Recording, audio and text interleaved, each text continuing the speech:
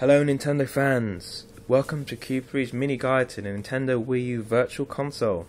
Now Nintendo are only rolling out the Virtual Console this spring, but are also releasing a handful of games from January until July to celebrate the 30th birthday of the NES.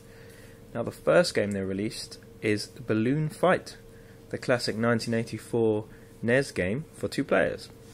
Now the Wii U Virtual Console, as you can see straight away, is playable on the GamePad, but only games optimized or released on the Wii U eShop can be done this way.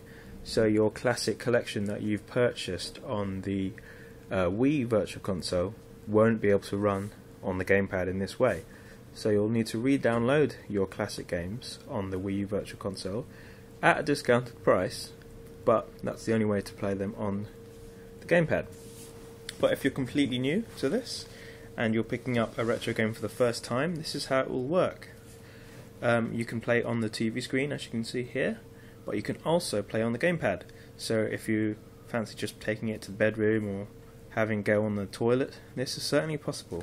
So you can play all your favourite NES, SNES and Game Boy Advance games, and hopefully Nintendo 64 and possibly GameCube in the future. So if we bring up the Virtual Console menu, you can see that it's got quite a few options and improvements over the the Wii edition.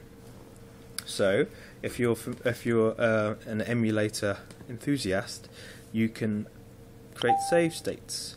So if you're in the middle of the game, desperately need to turn it off, then you can just, at the tap of a button, save exactly where you are, and when you feel like playing again, you can just resume exactly where you left off, which is excellent, especially in games where you need to perhaps get to a checkpoint. So maybe The Legend of Zelda Majora's Mask, if you need to get to an owl statue perhaps, and you really need to turn the game off, create a save state and resume.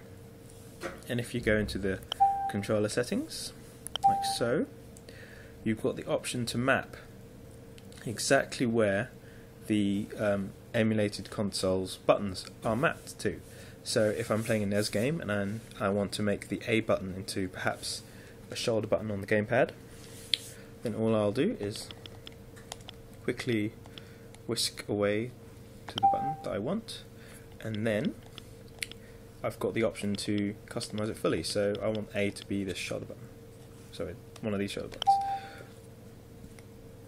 like so, and then you can see that I've mapped it there. So now A is here for some reason.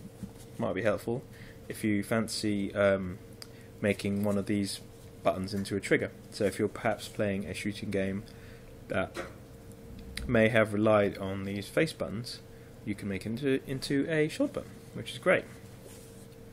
But then you can just return it to default if you wish, and you can also customize your Wii Remote buttons, your Wii Remote Pro, Classic Controller or Classic Controller Pro buttons.